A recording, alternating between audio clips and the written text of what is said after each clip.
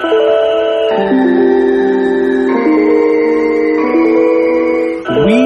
are the people of Mercury. I am your interplanetary host, Travis Montgomery. These views reflect one planet and one planet alone. Welcome to Mercury's Cast.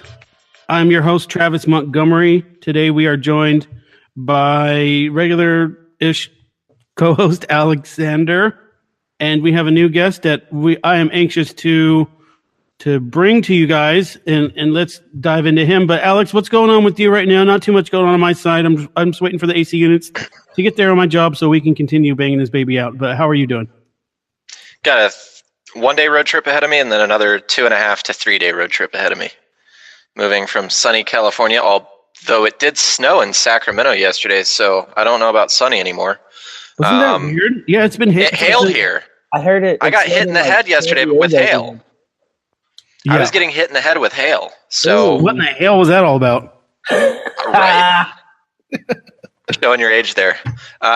So I'll be moving to where it snows frequently in the winter, though. So that'll be nice. Back to my roots. Yeah. You get around more than freaking Metro PCS, let me tell you what. Damn Skippy, I do.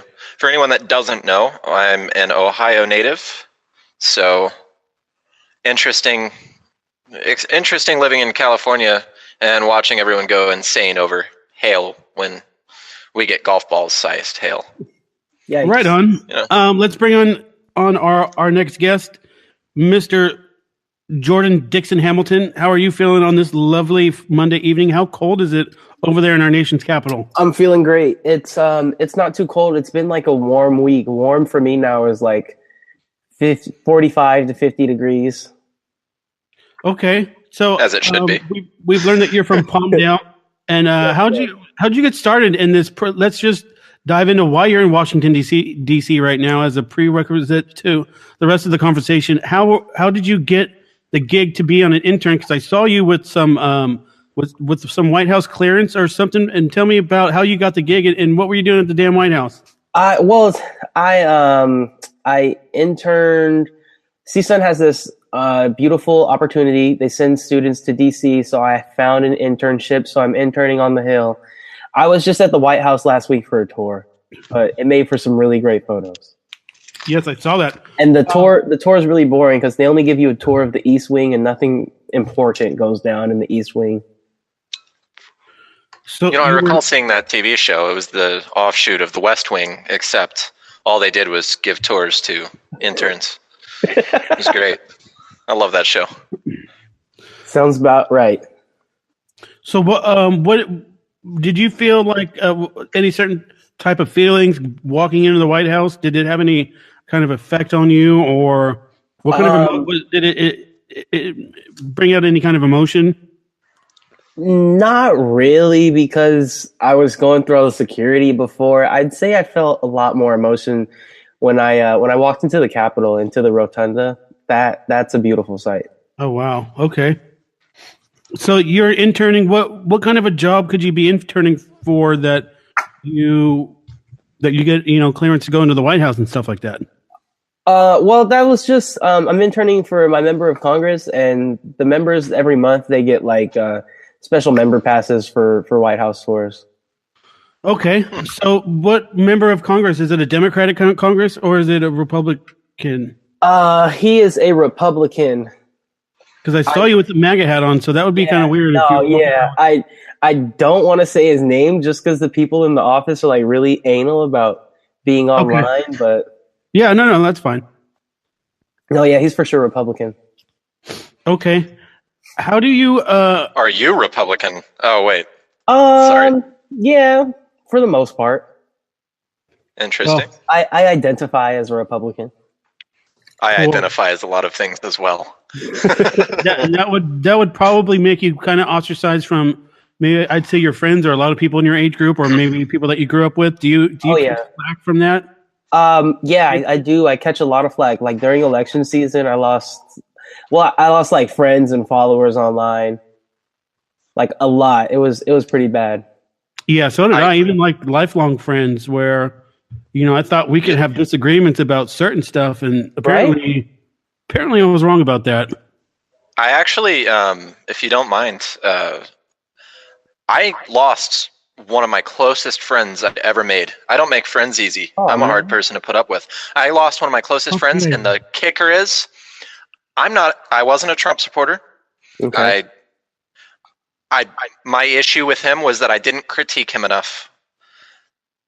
Seriously? I kid you not. Yeah. So during the entire election, I was just, I'm a registered libertarian, but I don't vote anymore. Okay. That's so I was thing. I kind of. You need long to story. pull the party line, asshole. So, I actually voted for Gary Johnson when he was running against Obama. I did not vote for him this last election. Right. But, I was just playing the fact checker. When I'd see a news headline that I thought was particularly fishy or I didn't like my biggest argument is arguing that Trump is not a racist. Instead, he's a xenophobe. People don't like it when I say that because it's accurate, and I can pull plenty of quotes where he's being a xenophobe, but I can't pull any where he's being an outright racist. Right. So it's hard for me to debate with people who it's like, I don't like him. I don't like him. I didn't want him to be president. I didn't want his competition to be president either. But you're going to hate me because I didn't dislike him enough to satiate your need to control what everyone feels or thinks. So I cannot imagine, especially being in our age group, how difficult that must have been. No, yeah, it was pretty tough. But I just shrug it off. I feel like if you can't be friends with me and disagree, like we don't really need to be friends. Hey now. Pretty wise words. I feel for that because that's kind of how I've treated it. Hey Jordan, when did you turn 21? In January. Oh wow, you're a fresh. Have you gone to Vegas? 21-year-old. I am fresh. No, I have not gone to Vegas because right after I turned 21, I moved out here to DC. Oh well, just a heads up. Mercury's cast live from Vegas next week. Oh, all right. So get yourself on a plane. It's really cheap to fly in and out of Vegas, and especially to DC, because flights to DC are also cheap. I know because those are my go-tos for flying places. Nice. I'll fly in and out of DC, and I'll fly in and out of Vegas. Right. Well, right on, man. It's interesting political climate that we have, especially for people your age group. What makes you different than just following the same patterns that people fall into? Say what Alexander was just talking about, where people hear these crazy headlines and they don't do any kind of vetting and they just go along with it. So was it something like that? Maybe you looked more into it, or you're just like, I don't agree with these people, or what makes you so different? Because you'd have to say about 80% of the people in your age group are super progressives. Oh yeah. I'd attribute it to like me not following the status quo, and then also kind of auditing my own ideas, because for the longest time I was like super leftist. And then like after my first year of college, I was like far left, and I had to like take a breather and take myself out of the situation and look at some other options. And the other side just made more sense to me. That's cool, man. Alex, you have anything to add to that? I was just going to say, if I can regain my train of thought, would you say that being a Republican in our age group is the new anti-establishment? Like it's the new counterculture? Yeah, it's the new. I would for sure agree. Because like there's a lot of young kids that like to be contrarian, and I think that for the past 3 or 4 years, even the last Obama's term, like everything has just gone so far slammed to the left that now being the new contrarian is actually being conservative. But not to say that you're doing it just to be a contrarian. And I think I spotted a couple of those people recently who are just all the time always contrarian. There's nothing that, you know what I'm saying? Ooh, I just got some really spicy questions for you that I wish I had a notepad to write down. Ooh, These are real spicy. Type it in the chat. So, if you don't mind, can I assault you with a bunch of questions? Yeah, for sure. I love questions. Would you say, now I'm a libertarian, or at least a registered one. Would you say that the Republican Party draws you in with their fiscal conservatism or their social conservatism? Or is it both? I would say a little bit of both, because the liberals' social views completely threw me off, and then fiscal conservatism makes a lot more sense to me than like the Keynesian approach. Oh my God. You're just asking for a fast track ticket to registered L.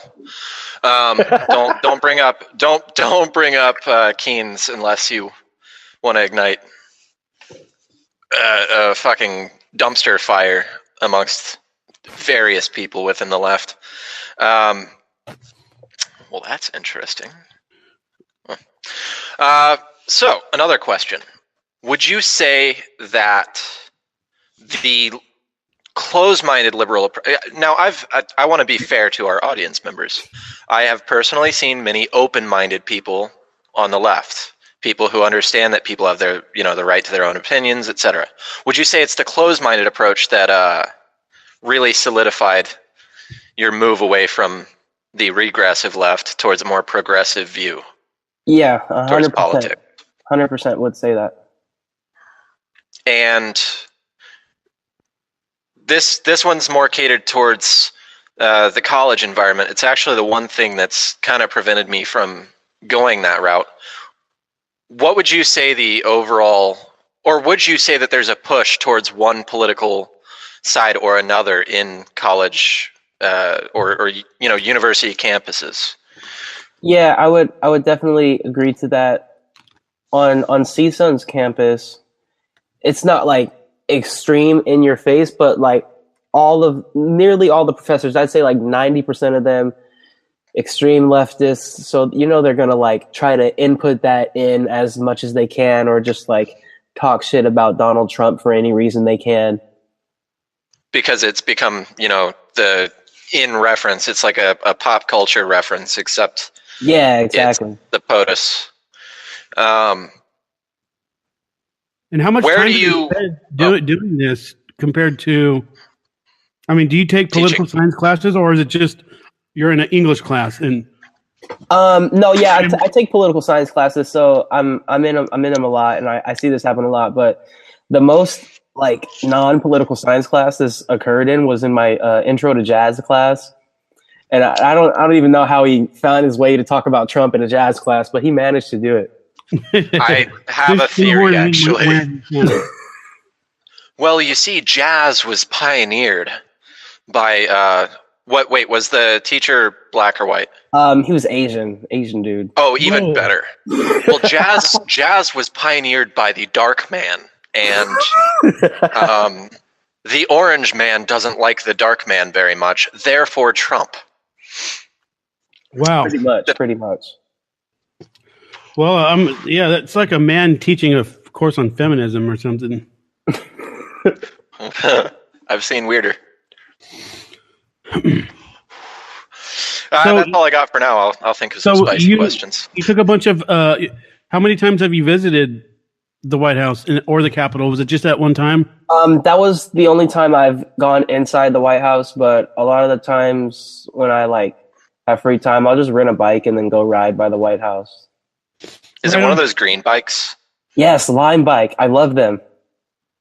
Did you see, little aside for the show, any listeners who would like to see some Lime bike shenanigans, look up the Austin or just Lime bike Texas, what some of these people are doing to these poor bicycles. One guy cut one in half and mounted both halves to a telephone pole, where they bracketed this thing up in the air, one half on one side, one half on the other, so it looks like the bike is stuck through the pole. Oh my God. I don't even know how they did it. So it sounds like something that they would do on Reno 911 to Lieutenant Dangle's bike. Do you remember that? Anyways. So you made Donald Trump's Reddit. What was that about? Yeah. Oh man. So I went to CPAC this past weekend, and I'm just walking around. This is like day 3, and the previous day I had bought the MAGA headband because I had been searching down that one for like months, and when I saw they had it on sale, I had to buy it. So I bought it, wore it the next day. This guy approaches me. He's like, "Hey, my name's Charlie. I work for Breitbart. Can I take a photo of your headband?" And I'm like, "Sure, okay." And I didn't know he was gonna like take an actual picture of me, so I was kind of like a little off. I did like a half smile because I thought he was only gonna take like a picture of the headband, but my face was in it, as we know. And I saw that he tweeted it. That was pretty cool. And then I saw it was doing like all these retweets, all these likes, and then I found out that Breitbart News had retweeted it. And then really? Yeah, that was pretty cool. So I think somebody from the Reddit saw that on Breitbart's feed. Yeah, I could bring that up for the Facebook listeners. So I want to point out for our audience members that we on Mercury's cast are not colorblind. Well, you are a person of color. This next question is catered towards that because it's the elephant in the room as far as being conservative and not white. Right. But you're still a male, so there's plenty of reason to hate you. I got a little privilege in there. Yeah. So, would you say that in the various communities of people, have you been called a traitor? Like, has your race come into question? Have you ever when been it comes called to an Uncle political? Tom? Oh yeah, Yeah, Uncle Tom, coon, race traitor.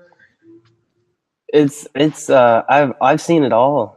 So do you have thick skin, or does that make you angry and like you want to fight somebody, or is it just like, hey man, whatever?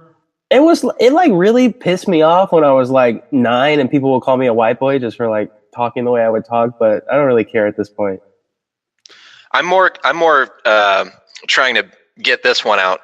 Has a white person, a white liberal, called you anything regarding your race about your political leanings? Because that would be interesting. I went to Berkeley when Ann Coulter was supposed to speak, and this white old woman straight up called me a Nazi because I support Donald Trump. I think we were both there then. Really? Yeah. Yeah. I live right by Berkeley. I live 15 minutes from Berkeley. Oh, cool. Yeah. I drove like 8 hours because somebody was like, let's rent a bus and do it. That was a shit show. Too, right? Wasn't Jacob Colglazer there? Yeah, he was there. I went up there with my friend Baked Alaska. I don't know if you guys know the guy. I don't. I don't know. Wait, was Colglazer up there for Ann Coulter, or was he up there for Shapiro? I think he was up there for Shapiro. Because I was there for Coulter. So let me ask you this: what compels you? I guess would be a word to use to go up there and to see. Is it because you're interested to see what's going on? You want to say, "Hey, there's black people out here that support this kind of stuff," or you're just interested? You want to see some fights? Like when I went to Berkeley? Yeah. Yeah. Well, I went to Berkeley just because I wanted to travel. Traveling's cool, and yeah, I like to be out there in the fields and just like I try as much as I can to talk to the other side, like when they're not being hostile, to see like why are you trying to like ban Ann Coulter from speaking or anything. And then the drama's just an extra bonus. I can just watch from the sidelines. I'm not usually in the trenches when they're going at it hand to hand. Right. And which brings me to a point that I have written down to ask you about, because, I'm a registered libertarian. I have my quarrels with the president, especially the way he talks and what he says. Policy-wise, I'm like kind of split. Right. But so I can answer the question of, what do you don't like about the president? And I think it's funny to ask someone who is against the president, and what policy don't you like? They usually don't have an answer. And then what other than his image in the social media don't you like? Other than the image that is presented in the media, what don't you like about him? And if you can give me a policy, something that you disagree with, he said this, he said that is actually true, then I will warrant you some kind of merit. But what I see is a lot of vague replies, a lot of stuff that doesn't actually mean anything in the real world. And it's just like, I have this natural tendency for once the media starts pushing really hard in one direction, I just go super hard the other direction because I don't really trust the media all that much. So do you have anything to add to that? Do you get caught in these conversations where people are just talking about just headline clickbait bullshit and they don't really know what they're talking about? Yeah, I feel like that happens a lot. Like I'll talk to one of my friends or even my family. I'm like, have you actually like listened to what he said rather than like reading past a headline or an opinion piece? And they'll straight up say like, nah, I didn't because I don't care. Like I remember when I saw Trump at CPAC, I called my grandpa and I was like, hey, I saw Trump. You should watch the speech. And he was like, he lied. And I was like, did you even listen to the speech? So if you're allowed to, do you have any critiques of Trump's policy, presentation, anything that you're allowed to say? Because I like hearing these comparisons because, as Travis said, I do notice that when you ask someone who actually supports him, it's a lot more educated than when you ask someone who opposes him. I've had a few times where I found like a unicorn and they're actually able to give me some legitimate policy critique. But do you have any critique? Anything you think he could do better? Policy issues? Anything? How about not be so freaking racist? How about that for starters? Okay. Yeah. Not be so racist. Xenophobe. Xenophobia. Same thing. It's all the same. I'm sorry. Go ahead. I feel like his foreign policy, it's kind of like the same foreign policy we've seen. I mean, nothing's been like too dramatic. Like I just remember like when he did the airstrikes in Syria, I didn't really like that because it was just like Obama, right? Yeah, exactly. No, except for Obama used drones, and well, what he did was he relinquished power to the military. Yeah, which I think that's a good thing. I feel like the military knows what they're doing. I would hope so. Yeah, I do agree. For Trump. Go ahead, continue. No. I was just going to say go ahead. For Trump, rather than critiques for him, I've got one thing I initially supported. I can't say I'm satisfied with anything he's done, but I did like his initial proposed tax plan. I don't like how it's been twisted and changed since his initial proposal. His smart and simple proposal that he initially stated, even during his run on the campaign trail, because I did actually watch his speeches.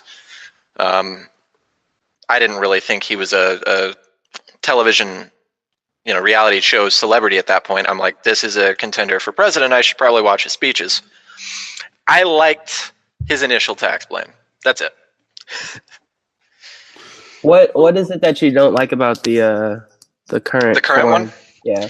The current one reduced some financial incentives for things that could actually stimulate the economy without a boom bust economy. So the home buyers incentives were nice for taxpayers because it gave back people who were buying their first houses, like people who are just buying a house and not selling one.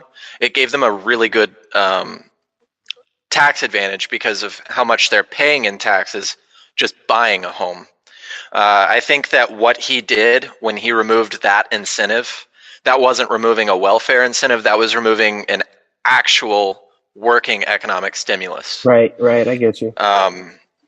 Because that was one thing that I will say Obama did very well for recovering from the recession, which is encouraging people to actually own homes. Because even in our demographic, nobody owns homes. That's my next goal. I'm trying to buy a house. Great goals. People our age don't do that. We're all renters, and people don't realize the fiscal advantage of buying a home. It gains equity. It's an excellent long-term investment, and that's one thing Obama did that was not, Keynesian. It was perfect. It was like, hey, buy a home, we'll steal less of your money. Good job. Right. Except the loans that were handed out were nowhere. Oh, I'm not talking about loans. I'm just talking about the tax incentives. There were tax incentives for buying a home. How do you buy a home? It's not about the loans. It wasn't about getting a loan, though. If you bought a home, even if you paid in cash, you got a tax incentive that year, an additional deductible from your taxes. I'll digress. I thought that was good, and I don't think it needed to be removed. What do you guys think about corporate tax cuts? Because there's some things going on. I'm for them. I for them, yeah. I got lit up in my own thread about corporate tax cuts. No, corporate tax cuts. I can educate our viewers on one really cool factoid, especially if anyone listening is a Bernie supporter, you'll especially love this fun factoid. All during the election, people were pointing to Bernie Sanders and saying, well, he wants to turn us into a Scandinavian socialist country. And then I said, well, the Scandinavian countries, although they do have a social, safety net that is far more massive than ours, they are also a far more capitalistic society than us, as their corporate tax rates are less than half of the 39% standard here in the U.S. I'm sorry. If you're done, then you're done. Are you done?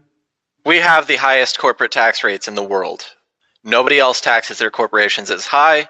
We just have more loopholes. Okay. That's one way to put it. But I hate when people do this comparison to European countries when, the population is so different, and I can't stress that enough. That completely makes no sense. It's so much what I just said, what I just said explains how they're so prosperous, which is they even describe themselves as mega capitalists because they do not penalize people for being in business. Just a side note, our buddy Wes Claiborne, friend of the show, Holla, he bought his home in 2009 and received an $8K rebate. I don't know if that's good or not. It sounds like 8,000 is better than no 1,000. Right. Yeah, he removed the tax incentive this year. Trump did. Okay. So I'm just saying that was good for home buyers. It was a form of economic stimulus that would actually work, because it's not so much that you're getting all that additional money, you're just getting a lot more of your own money back.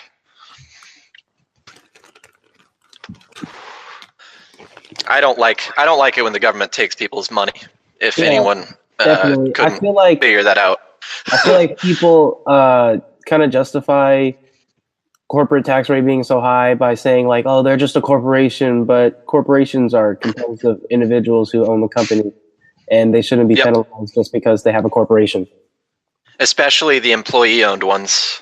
People don't consider that there are companies out there that employees, regular people like you and I, own the company. And those people are hurt by the corporate taxes because that's less of a dividend that they'll receive. Yeah, exactly. They just think of these big corporations as some sort of autonomous ghosts that just run by themselves. They think Jeff Bezos, they think these taxes are great for society, but then they question why people are paid so little. They don't understand the difference between profit and revenue.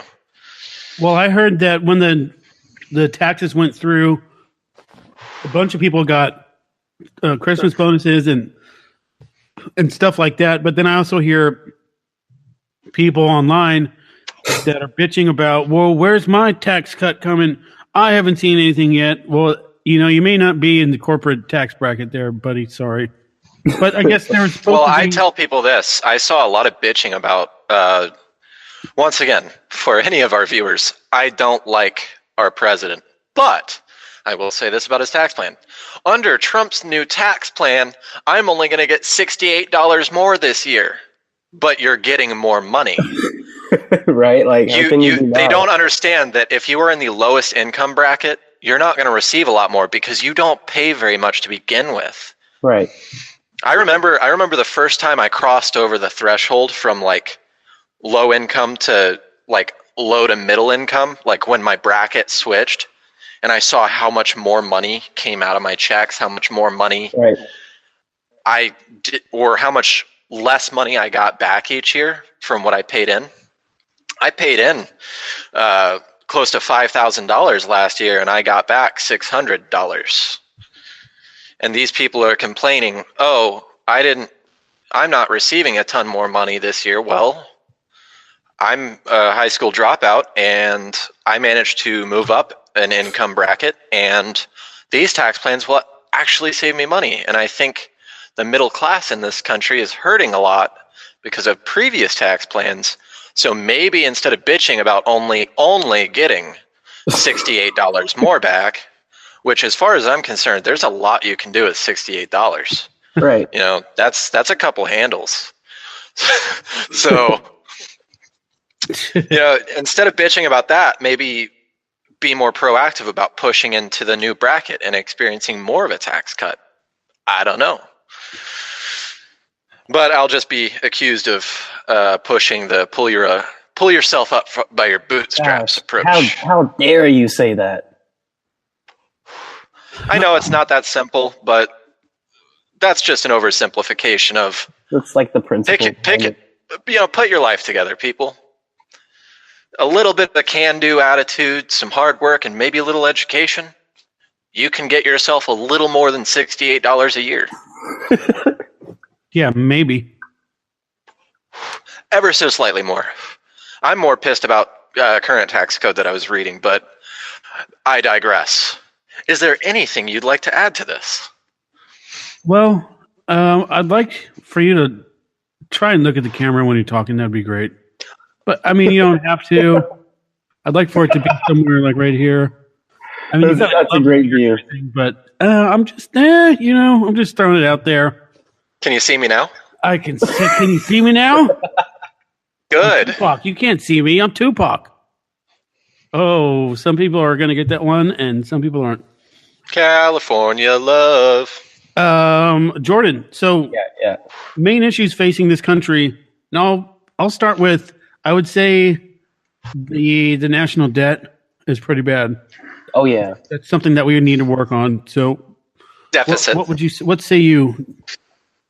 This is my dream world where we have ended the Federal Reserve. Oh, libertarian stance.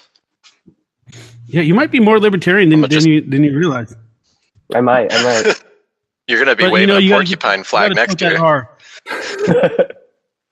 But go ahead. Yeah, the Federal Reserve. So for anyone that doesn't know, the Federal Reserve is there. It's just not backed by anything solid anymore. It used to be backed by gold. And was it FDR that took that off? The gold. I believe so. I believe that was Nixon. No, it was before. No, Nixon. FDR did it first. FDR did it first. Okay. Yep.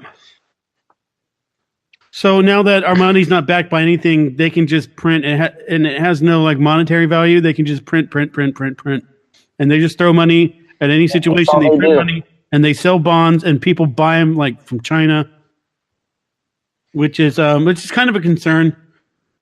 My buddy Sean likes to keep me in check because he's anti-fear mongering. He just doesn't worry about anything. But I'm not that. Don't you worry about a thing. Hey, don't you bring up my Stevie Wonder. Don't you worry, child. See, I haven't got a plan for you. No, you cannot mix those two in together. That is blasphemy. One hand, you got Stevie Wonder. You know what else is blasphemy? And then you got Imagine Dragons. And then on the other, you've got... No, that is not Imagine Dragons. That's Imagine Dragon. I have no idea who sings it. That's Swedish House Mafia. Maybe the singer from Imagine Dragons, but it's Swedish House Mafia. Get your music right. Come on, man. It's not Stevie Wonder. That was our initial click between us, Travis, and I feel hurt as a co-host that you just failed in Music 101. Come on, man. That was not Swedish House Mafia.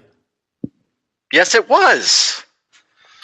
Anyway. No, the initial one, I was definitely making a Wonder reference, but I'm saying the song he started singing was definitely Swedish House Mafia. All right. Well, we'll get it together at some point. Jay Hot. It's electro. At Sir Hottest on Twitter. Yep. I saw you posted terrorism is manufactured. Do you care to explain? Oh. I will. I'll go there. I don't know. I feel like the deep We're not state, if we're you not gonna will. bash you for it. Just give me what your opinion is on it. No, yeah, I just feel like the powers that be, whatever you want to call them, deep state, I don't know. They put together these they fund these groups directly and indirectly. They prop them up, and then we have to fight them. Okay, so I'll catch anyone up for if this is a timestamp and anybody's listening to this a year later. There was a shooting at a Florida school 2 weeks ago where apparently 17 people were killed, but there's a lot of funny business surrounding it. Another one that just came out recently where the cops were told to stand down. Did you guys hear that? The cops were told to stand down because they didn't have a body armor. They didn't have the what's it called with the camera on your Body cam? Body cam. So, okay, no, stand down because we need you to have a body cam before you go rushing in there to help dying children. So please stand down because we need that body cam footage. And also, I see you're not. Didn't someone step down? Someone needs to. And I think one of the deputies stepped down. I would hope so. And I would. The sheriff guy, Israel, said he's not going to go down. Huh. And I don't know if anyone's been watching the media, but the way they're portraying all this stuff is just hilarious. Like, it's a tragedy, but they're turning it into a comedy show. Yeah, I fully agree. I saw one today. A meme going around today of them comparing the muzzle velocity of a rifle versus a handgun. Oh, so they're 2,500 feet per second. Yeah, 2,500 feet per second versus 700 to 1,000 feet per second. Can you bring that down a little for me? Because I saw people like ridiculing it, but I don't have like the most knowledge on it. And some media characters don't know the difference between a shotgun and an AR-15, but yeah.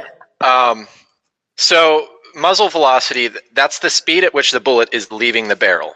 It slows down over a distance, but one can assume if we're just going by what the metrics they're saying, 2,500 feet per second, how far away are these shooters? How far are they expecting them to be?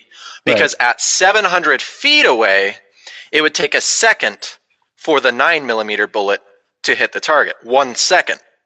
Now I don't think handguns are even rated for long distance shooting. So let's say this is close quarters, like, I don't know, being in a school. Let's say it's 200 feet away, tops. That's less than half a second.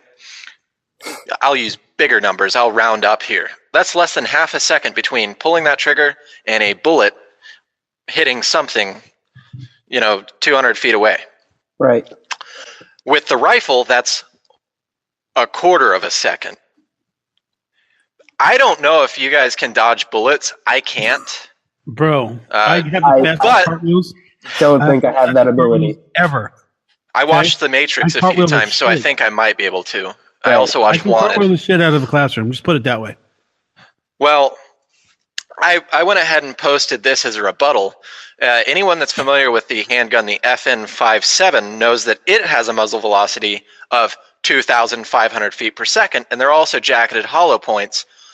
So they're pretty deadly. So it's a pistol with a 20-round mag, because, pistols don't have enough bullets. So a 20-round mag, a bullet that leaves the muzzle at the same velocity as a rifle, it hits with a lot of force. This is a pistol. So just arm all the teachers with FN57s. There you go. If muzzle velocity is such a big deal, why not compare it to a handgun with the same muzzle velocity? Right. I Why guess, a 9mm? And just to jump in real quick with one quick thought, I guess Wes is saying that it was a Remington 870 that self-identifies as an AR. So it's totally different. I guess we have to respect that. I feel like Wes should have been on the show too. So maybe he can answer for himself. Well, he's watching, so say hi to Wes. Hey, Wes. Hi, Wes. For our podcast listeners, let's continue on. You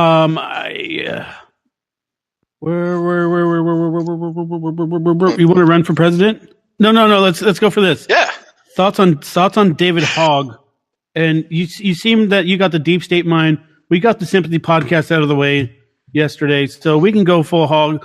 I'm not willing to believe that no one there died or got hurt, but right. I still think that there's something very, very funny going on with this whole thing, especially definitely now that they told the cops to stand down like they did in Charlottesville, and they've done a couple other times in some other instances where, for whatever reason, they tell the cops to stand down.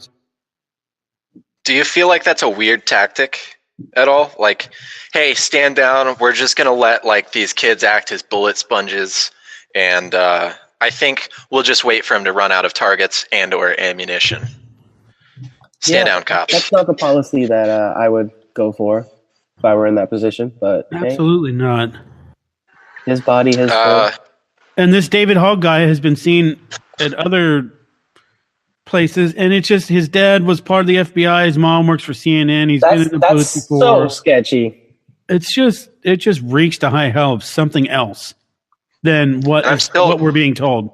I'm still caught up on that photo shoot, though, for real. Yeah. Which one where they were like posing selfies before they were going? Yeah, the selfie, and then the group photo where almost everyone is smiling. Yeah, it just seems fishy to me. And then people are like, "You've never smiled after you faced the loss?" Like, not after 17 of my peers just got straight up murked. Yeah, no, exactly. I'm not going to be smiling for a while after that. And I'm definitely not going to go on TV smiling. Jeez. And I'm not going to be taking selfies with some like fucking cheese-faced fucking anchor. Right. Like with the brightest grin, like, ha ha ha, look at this story. Yeah, like, I've got something here, guys. This one's going to make the rounds. Like you. Like I felt like all she was thinking about was her promotion after that. Like, I'm definitely getting a raise for this one. Oh, yeah. Yeah, so did Donna Brazil. Let's throw out shame. Who needs shame? I'm getting a promotion. But maybe I'll be able to get that new Yachita. No, but with the David character, I just feel like kind of going off what you were saying earlier, how like if the media goes in one direction, I'm for sure going to run the opposite direction, because it seems so calculated the way they're playing this game.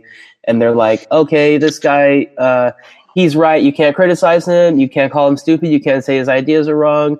Oh, he wants you to boycott all these companies. Go ahead and boycott all these companies. I think he's like clearly being used. All of his friends just died, and now he's on Twitter telling people to boycott FedEx. Yeah, and there's boycott FedEx. Yeah, FedEx.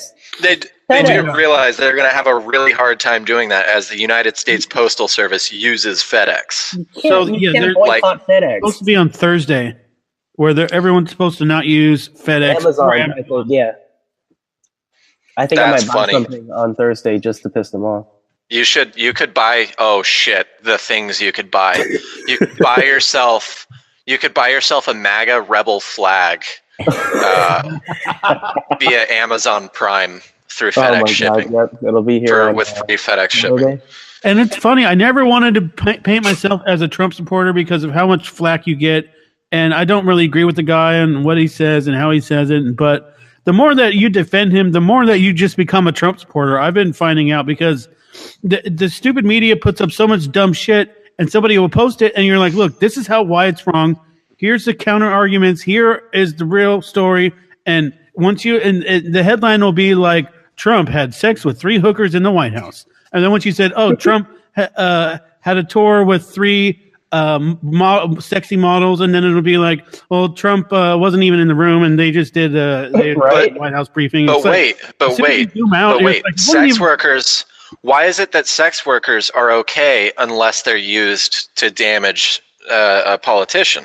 Because I'm of the thought that sex workers are respectable people in society. I'm in agreement with the left on that. I can't say I'd hire one, but it's their life, their choice. Right. But my issue is, why is it that anytime someone they don't like pays for sex services, now all of a sudden they're the enemy? It's that pesky double standard. You could do the same thing whenever it's a Muslim creates an act of jihad in the name of guns. You don't see these press conferences or these town hall meetings going down. What you see is stop being a Muslim Islamophobe. What you see is the conversation switch, and they've got a goddamn monopoly on thought and influence in this country in most levels in most of the major cities. Pretty scary. And this is my an echo chamber, and it's not getting better. I think the word Islamophobe is interesting to me because I have no issue with Muslims. I have no issue with Islam. You almost said the towelheads. I have no problem with the towelheads. So I have no issue with that, but I don't understand how it can be called a phobia when it's an issue with an ideology or a religion. There are many people who have, ideological issues with Christianity, myself one of them, but I don't consider myself a Christophobe. Right. Not even a thing. I don't consider myself a Buddhist phobe or a Buddha-phobe. Or a Hindu-phobe. I don't agree with the religious their religious prescriptions. It's not for me. But that doesn't mean if I can't critique them, that's an issue, a core ideological issue of mine. If I can't critique someone's religion or their ideology, it's not because I'm phobic that I'm being prevented from critiquing the ideology. It's that's an act of control. That's wrong. That's restricting freedom of speech. I think the same people who defend this stuff are typically the ones that actively speak out about Christianity. I like to keep it consistent. I speak out about all this shit, but I do think that there is a very large and apparent double standard. Right. And I feel like you probably see a lot more of that. So to turn a monologue into a question, would you say that being you in your position with your experiences, your affiliations, and your ideologies, would you say that you find the double standard to happen commonly for you? I'd say so. I don't really partake in religious discussions myself, but when I'm watching them, whether it be in class or online, I kind of see it. Well, there's a difference between having a religious discussion about ideals and the influence it might have on people, and then there's a conversation that we have about dangerous ideologies. I don't envision somebody who's Mormon going into a crowded area with a backpack and exploding themselves up. I mean, what are the chances of that happening? What are the chances of they might try and sell underwear though? Right. Some temple underwear. You don't have, so from what I can see right now is that the Muslim religion is the only religion that calls for violence in the name of its ideology. That's happening right now. I'm granted there's a lot of other wars. That's not real Islam. They'll say, what about the Old Testament? Yeah. Which has happened, but I'm talking about in the past 20 years, how many Christian suicide bombers have we seen? Or Mormon? Well, I said the Old Testament. So what about Jewish? Well, that's the Israel-Palestine argument. I don't know how that ties into it. It's not through ideology. That's a fight over land. But their fight over land is directly due to ideology because they believe they're entitled to that land because God told them so. Look, that shit is so fucked up. It's going to continue to be fucked up, and it's never going to change, in my opinion. That's a very positive outlook.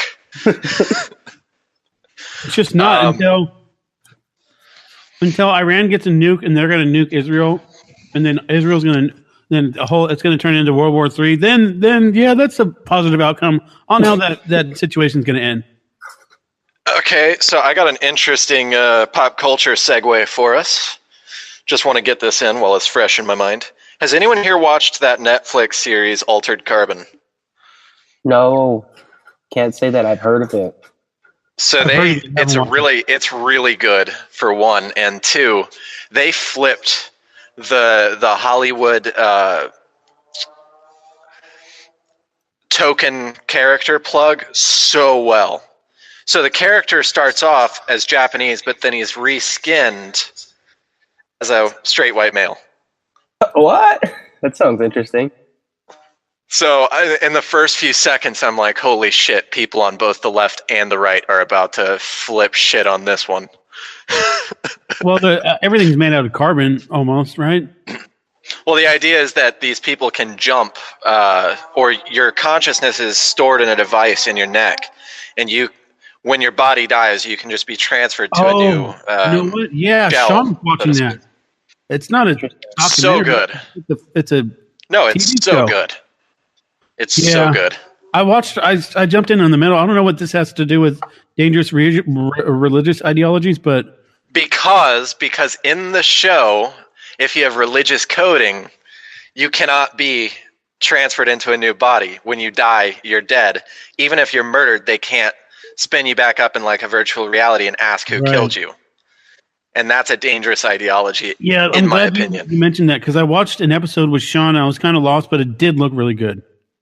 It's a really great show, and it's got a lot of really interesting social messages. And I will also say that for those of us that don't like one side of politics being shoved down our throats, it shoves a lot of different views down your throats. Yeah, fuckers. That's cool. It says, you know what? You're going to get left and right on this. You're going to see the dangers of greed and capitalism, and you're also going to see the dangers of collectivism. And basically says, you know what? Fuck your ideologies. Watch the damn show. It's interesting. All right, so it looks like our man Jordan here is looking to make a president run in 2032. Vote for me. Vote for Jordan. One day, I don't know about 2032. That's just when I'll be 35. Hey, you know what? But I might do it. We need a young president. We need somebody who's not old as shit. But Obama was a young president. He was younger, but I'd love to just vote for a 35-year-old. So would I. Just because he's 35? Some people just wanted a fuck policy. He could be like I'm running then. He could be a socialist. I'd vote for him. He's 35. I'll run against you. You know what? I want to vote for somebody who just plays World of Warcraft all day long and just let the government just do nothing. I want to vote for somebody who grew up with YouTube. I'd be happy with just a deadlock government for 80 years. See, it's funny you brought up YouTube because that's where our age gap becomes apparent. When did you first discover YouTube? Your YouTube joke again for you, Alexander. I became a YouTuber like 2008, 2009. So I was like 11 or 12. Nice. Do you have your own channel? I do. I had a lot of videos that are up there from like 8th and 9th grade that are unlisted because I'm afraid of them. I had to do that too. I had a video that had 300, 400,000 views on it, and I had to unlist it because I'm like, nah. You just probably pissed a bunch of people off is what you did. Nah, I got on YouTube. I think I started my channel in 2006. So that's back when YouTube was not only private, but it was tiny. I was just on there to watch free music videos because at the time it was better than going to jail for Napster. Right. I had a Periscope video that I did for MMA for money that had like 500,000 views.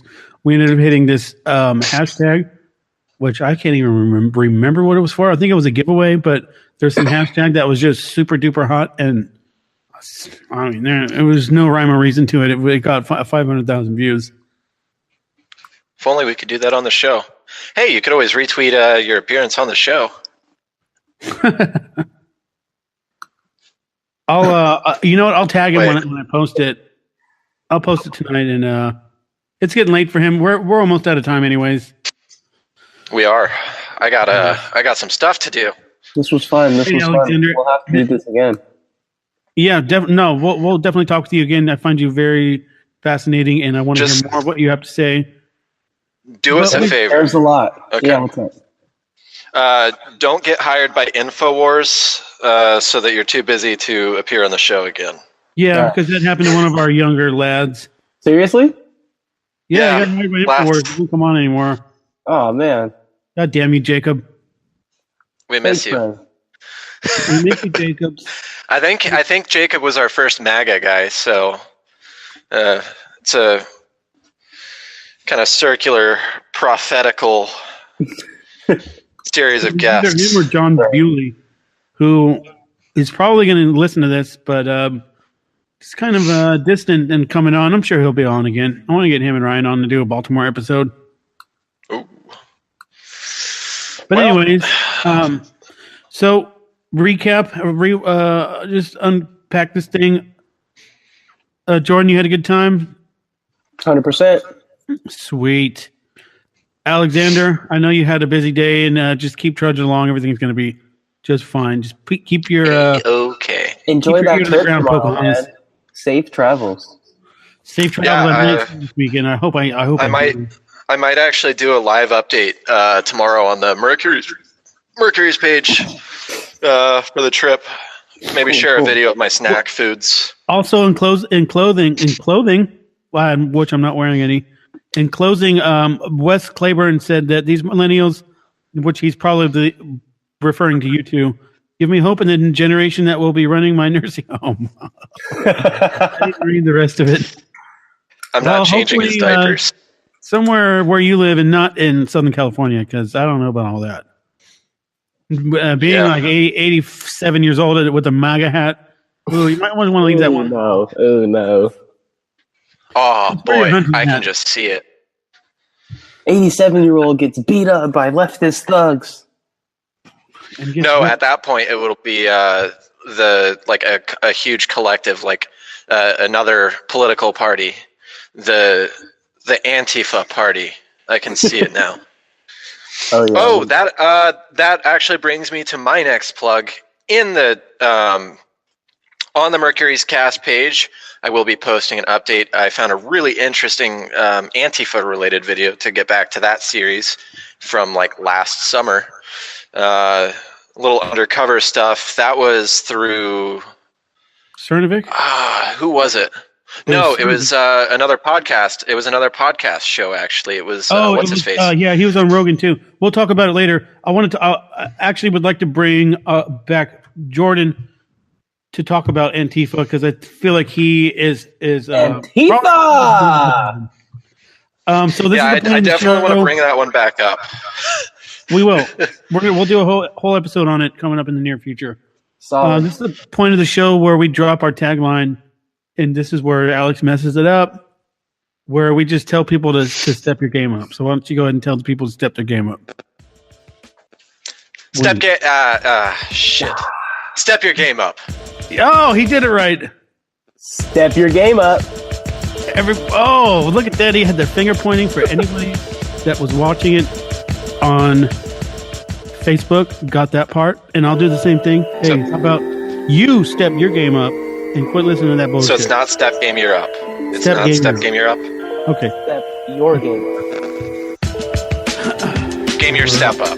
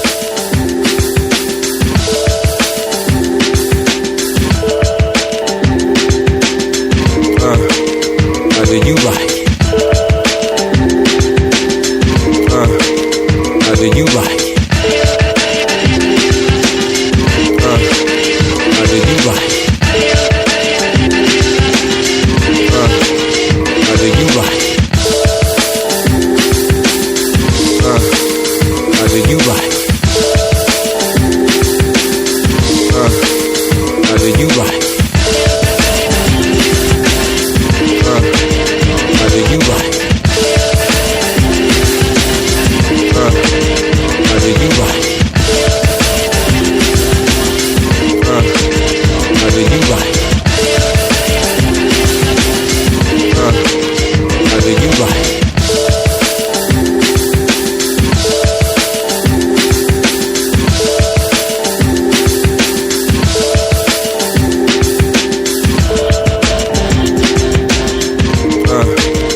Either you right. Either you right.